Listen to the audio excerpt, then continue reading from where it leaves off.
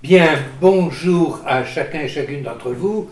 Votre trio habituel vous retrouve avec joie pour commenter le texte du pape François, Fratelli Tutti, tous frères. Nous en sommes juste à la moitié.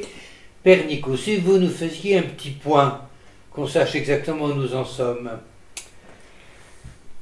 Dans le chapitre premier, après avoir évoqué les points d'appui de cette encyclique consacrée à la fraternité universelle et à l'amitié sociale, le pape François fait droit au principe de réalité, aux ombres d'un monde fermé, à tout ce qui porte atteinte à cette fraternité universelle. Car il est toujours nécessaire, quand on veut promouvoir un idéal et l'inscrire dans la réalité, de prendre une juste mesure des problèmes et des obstacles pour réussir à les surmonter. Qui plus est, comme le rappelle le pape, il ne s'agit pas de recenser froidement les difficultés, mais de souligner qu'il n'est rien de vraiment humain qui ne trouve un écho dans le cœur des disciples du Christ. Autrement dit, les ombres d'un monde fermé sont les symptômes d'une humanité malade, blessée. Le défi consiste alors pour les chrétiens et les hommes de bonne volonté à proposer un vaccin qui sera à même de préserver l'humanité et le monde de l'autodestruction. Un vaccin qui a pour nom la fraternité universelle. Et pour ce faire, le pape propose dans le chapitre 2 de son encyclique l'éclairage de la Bible, notamment avec le commentaire de la parabole du bon samaritain. Il nous rappelle que nous avons été créés pour une plénitude qui n'est atteinte que dans l'amour. L'amour des autres, quels qu'ils soient, de tous ces autres qui nous sont confiés, comme autant de frères et sœurs à soutenir, à encourager, à relever, à soigner, à aimer. Croire en Dieu, c'est reconnaître que chaque être humain est aimé de lui d'un amour unique qui confère à tout être humain une dignité inaliénable. Croire en Dieu, c'est reconnaître que nous sommes tous frères, appelés à prendre soin les uns des autres, et en particulier des plus petits d'entre nous. Et à la lumière de la parabole du bon samaritain, le pape propose ensuite dans le chapitre 3 des repères pour penser et gérer un monde ouvert. Il souligne notamment que le monde existe pour tous, car nous tous, en tant qu'êtres humains, nous naissons sur cette terre avec la même dignité. D'où l'importance de promouvoir le bien, la solidarité, de mettre en question aussi la conception étriquée du droit à la propriété privée, pour progresser ensemble vers une croissance authentique, intégrale, qui ne laisse personne sur le bord du chemin et qui contribue à rendre visible cette fraternité universelle. De là vient que dans un 4e chapitre, un cœur au monde, ouvert au monde, le pape aborde des problèmes liés au phénomène migratoire qui posent aussi la question du rapport du local et de l'universel.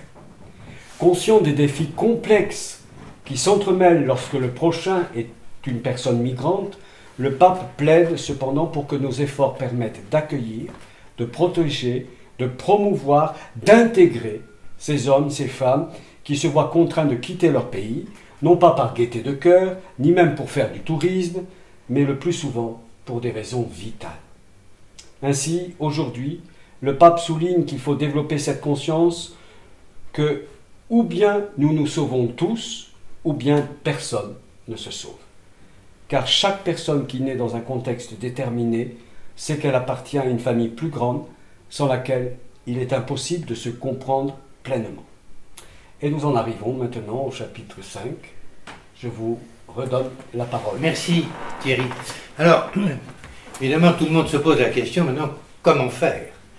Et c'est précisément dans les deux chapitres qui suivent, 5 et 6, que le pape va essayer de répondre à cette question dans une dimension beaucoup plus générale qu'on va voir aujourd'hui et dans une dimension plus personnalisée que nous verrons la prochaine fois. Donc le chapitre 5 porte un très beau titre, « La meilleure politique ». C'est-à-dire qu'il y en a une, bien sûr, c'est inévitable, mais il faut trouver la meilleure. Alors, disons-le tout de suite entre nous, en ce moment, en France, mais pas simplement en France, la politique n'a pas bonne presse.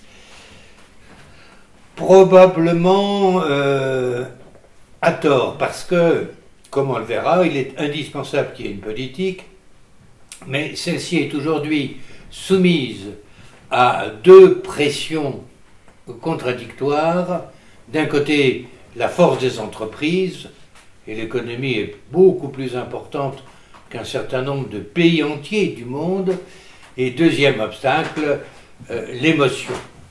Il y a toujours la petite phrase qu'il faut prononcer, il faut faire dans l'immédiat, parce qu'il faut préparer la réaction suivante, et l'émotion fait qu'on n'a plus les recherches de ce qui est important, on n'arrive plus à graduer les choses. Et le pape va précisément s'attaquer à toutes ces questions-là, il le fait en 5 points. Le premier point qu'il aborde, c'est ce que je viens de dire, il évoque 2 freins pour une juste politique. Le premier est tout à fait intéressant, parce que ça ne touche pas que l'Amérique latine. Il fait la distinction entre le peuple et le populisme. Le peuple est une grande chose. Le peuple est une grande réalité. Nous faisons tous partie du même peuple, avec une destinée commune à construire ensemble. Et par conséquent, le peuple doit être responsable de son avenir. C'est tout le sens de la démocratie qui n'est jamais complètement installée, qu'il faut constamment reprendre. Mais le populisme, c'est le contraire du peuple.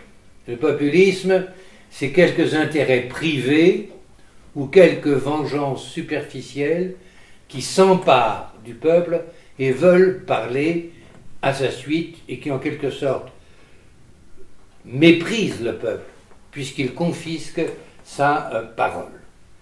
Et de l'autre côté, il y a le libéralisme qui parle beaucoup de liberté, mais vous savez que la liberté sans justice, c'est le règne de la force. C'est le plus malin, c'est le plus fort qui s'en empare, n'est-ce pas? Et comme dit le pape au paragraphe 167, n'est-ce pas? Le libéralisme parle de liberté, mais sans responsabilité.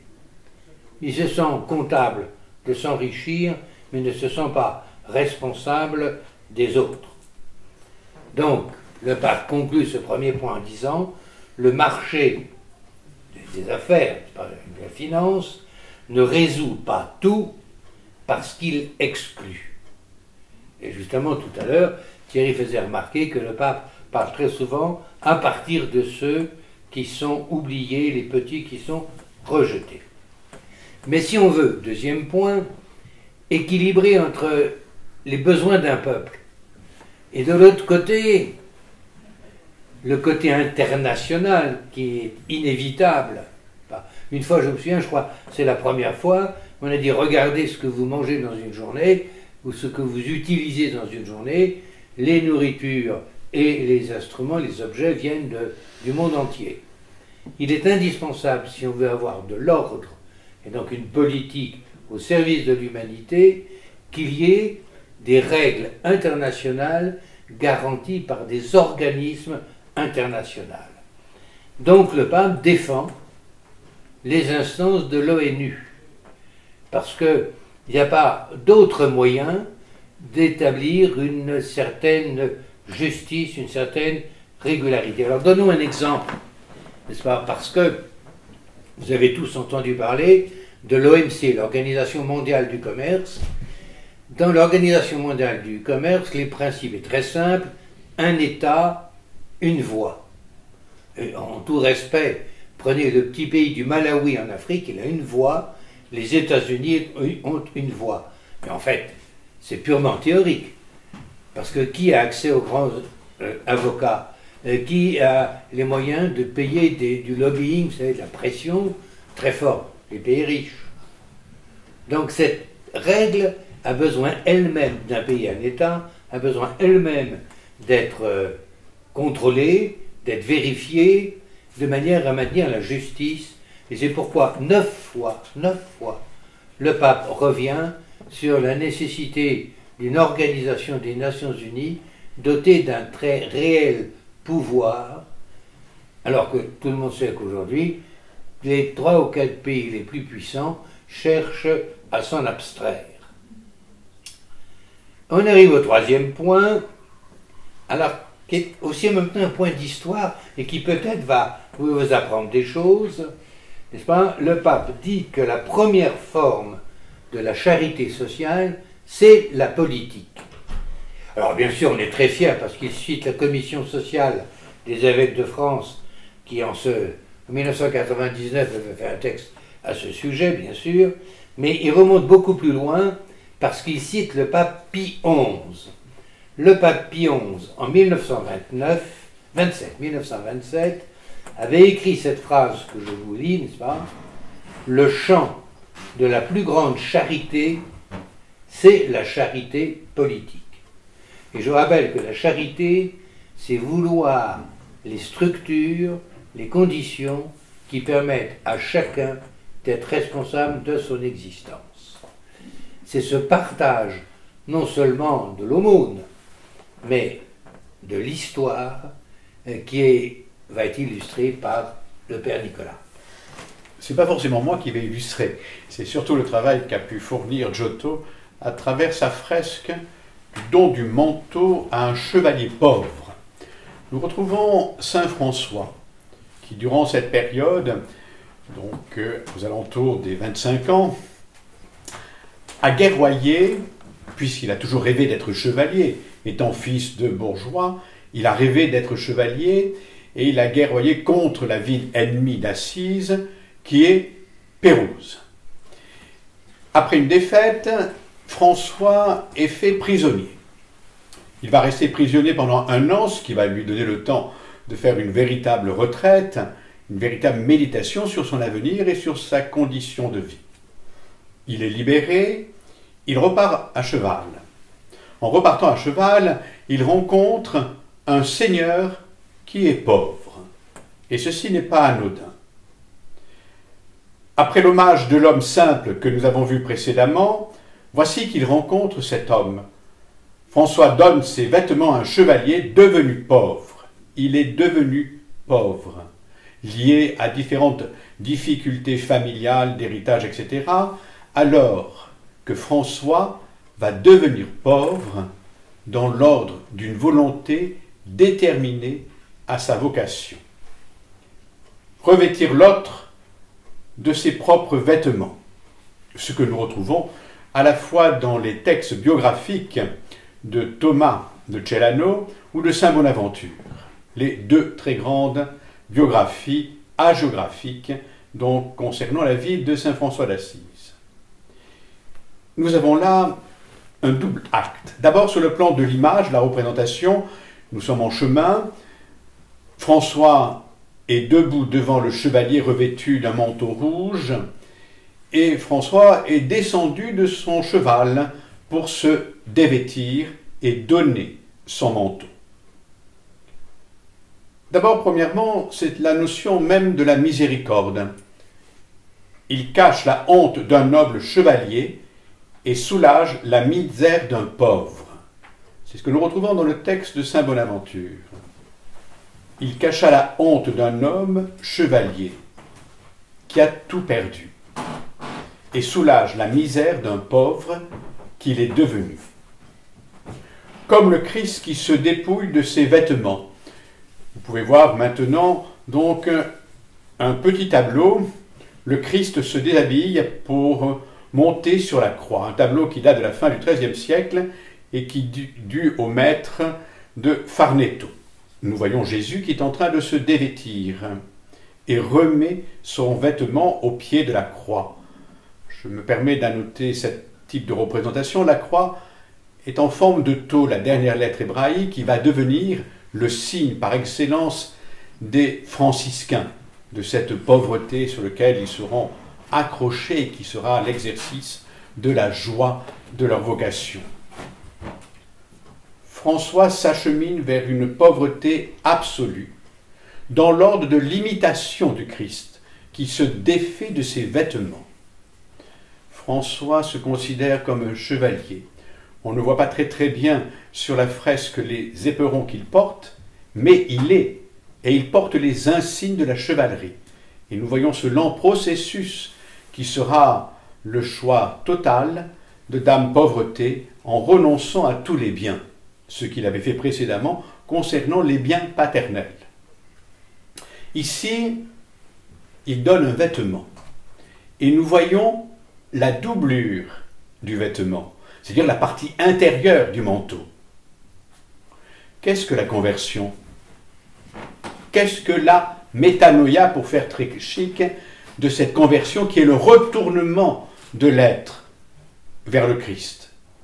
Effectivement, à travers le manteau, il faut savoir que dans le monde hébraïque, le manteau, c'est l'identité même de la personne. Il va découvrir l'identité même de sa vocation à travers le don de ce manteau, qui est l'image symbolique, allégorique de sa propre conversion. La conversion ne relève pas d'un choix uniquement personnel, mais cela s'engrange dans la réalité d'une présence d'une vie, d'un partage au cœur d'une rencontre en chemin, alors qu'il a été prisonnier à Pérouse, il va vers Assise, et là, à Assise, il sera définitivement ancré dans le choix de cette propre vie. Oui, le chevalier appauvri qui subit la pauvreté, cette rencontre qui va révéler à saint François le mystère de sa propre vocation, nous sommes véritablement avec le Christ et auprès du Christ dans la réalité de notre propre humanité. Le don se vit, se pratique et s'accomplit en notre monde. Merci. Thierry, l'Église fait de la politique? L'Église fait de la politique. À cette question, je serais porté à répondre oui. L'Église s'intéresse à la chose politique, à la réalité politique, entendue comme la science du gouvernement de la cité. Au sens étymologique, c'est ça qui est en jeu. Et chacun sait que la science du gouvernement de la cité met en jeu des valeurs et des doctrines. Et de ce point de vue, l'Église a une parole à porter. Du point de vue, j'entends, des valeurs. Je pense notamment à ce que disait le pape Paul VI à la tribune de l'ONU, parlant de l'Église comme experte en humanité. Donc c'est à ce niveau-là que l'Église est amenée à avoir une parole sur ce qui concerne la politique. Mais en sachant, et là pour le coup c'est non, l'Église ne fait pas de politique, en sachant qu'il ne s'agit pas pour l'Église de se positionner comme un parti politique parmi tant d'autres partis. Elle n'a pas à à s'immiscer dans la gestion directe de la cité. Ce qui ne veut pas dire, et c'est un point aussi qui me paraît important à souligner, que les chrétiens ne sont pas invités à s'engager dans la vie politique. Bien au contraire, si nous partons du principe de ce que vous avez pris soin de rappeler, avec la citation notamment du pape Pie XI, à savoir que la charité politique est la forme la plus élevée de la charité, je crois qu'il y a tout intérêt à ce que les chrétiens s'engagent dans la vie politique, en respectant aussi les différences possibles, puisque le propre de l'Évangile et de la doctrine sociale de l'Église n'est pas de nous dire quelle est la meilleure politique au sens, j'allais dire, où nous pouvons l'entendre du point de vue des partis. Mais de fait, on peut avoir des chrétiens qui sont diversement engagés en politique, sachant que ce qui doit toujours rester premier, c'est la recherche du bien commun. Merci bien. Il nous reste à voir 2 points pour terminer ce chapitre. Le 4e point, donc, tout à fait intéressant, enfin un peu curieux, parce qu'il va reprendre une vieille distinction faite par les moralistes du Moyen-Âge. Mais on va garder les termes en essayant de les expliquer. Le pape distingue à ce moment-là, dans l'activité de l'amour politique, les actes illicites et les actes impérés. Qu'est-ce que c'est que ça? C'est très simple. Illicite, ça vient d'un verbe latin, elisso, qui veut dire tirer de, extraire. Vous le faites constamment. Vous devez, au nom de votre foi, porter aide aux voisins. C'est la parabole du bon samaritain qui d'ailleurs est citée à ce moment-là. C'est-à-dire que vous tirez les conclusions du fait d'être chrétien par une attitude qui permette à quelqu'un d'autre de vivre. Ça, c'est illicite parce que c'est tiré de vos convictions. Maintenant, les actes impérés. C'est ce qui est obligatoire. Les actes illicites, moi je ne peux pas vous dire vous devez faire ceci, vous devez faire cela, vous avez votre conscience pour juger. Mais le pape fait remarquer très très justement que si on veut une bonne politique, il y a des choses obligatoires, et c'est de travailler sur les structures. Non pas simplement faire l'aumône, mais éliminer les causes de la pauvreté. Non pas simplement atténuer des maux, mais trouver les moyens de les guérir à la source et de les empêcher. Et donc, le propre même de la vie politique, c'est de changer les sources du malheur. Et pour terminer ce paragraphe, le pape va citer un certain nombre de cas de gens qui souffrent de structures. Enfin, déjà, le Concile Vatican II l'avait signalé, de structures qui entraînent leur malheur. C'est les immigrés, on en a parlé, le trafic des êtres humains, enfants, femmes, la faim dans le monde. On devrait absolument éviter à tout prix qu'il n'y ait plus d'enfants qui meurent de faim. Ce qui nous permet d'arriver au 5e et dernier paragraphe. Et je lis le titre parce que tout est dit. En quelque sorte, ce dernier paragraphe va s'adresser à ce que nous, en France, on appelle les partis politiques. De chercher plus la fécondité que le succès. Chercher le succès, ben, c'est très simple. Hein. On gagne les élections, on est réélu, on fait décorer les petits copains. Ça, c'est le succès d'un groupe. Bon. C'est banal. La fécondité, c'est autre chose. C'est faire que les gens qui nous ont élus, les gens pour lesquels on travaille, faire que ces gens-là deviennent responsables de leur propre histoire. Et la fécondité, à ce moment-là, peut-être qu'un homme politique ne la verra pas de son vivant, mais que son action portera du fruit 5, 10, 15 ans plus tard. Si on cherche le succès, on cherche l'immédiat, et en fait, rien ne bouge. Si on cherche la fécondité, on cherche des objectifs à long terme, mais qui donnent à chaque homme la responsabilité de son histoire avec les autres. Donc mieux vaut la fécondité que le succès.